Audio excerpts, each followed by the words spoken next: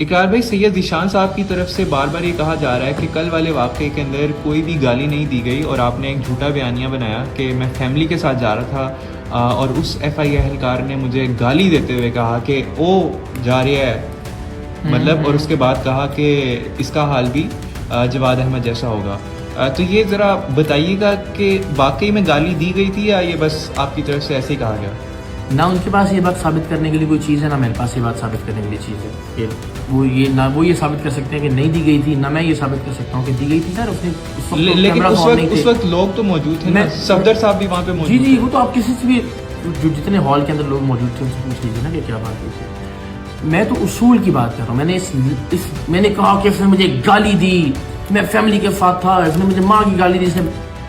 میں تو کہہ رہا ہوں چھوڑ دیجئے، کیونکہ ہم پھر دبا دیں گے اس معاملے کو یا اس اصولی بحث کو کہ اگر آپ لیوریج لینا شروع کر دیں گے گالی دینے یا نہ دینے کے معاملے پر. میں تو بہت سادہ سی بات کر رہا ہوں. آپ کہتے ہیں گالی نہیں دی، میں نے اپنے ویلاگ میں بھی کہا کہ چلیں گے لمحے کے لیے مان لیتے ہیں گالی نہیں دی. آپ کا ہی جو آپ مان رہے ہیں اس پر بحث کر رہے تھے کہ بھائی کیا ایک یونیفارم میں موجود شخص کو کسی کو یہ کہنا چاہیے کہ یہ فلاں کی طرح ذلیل ہوگا.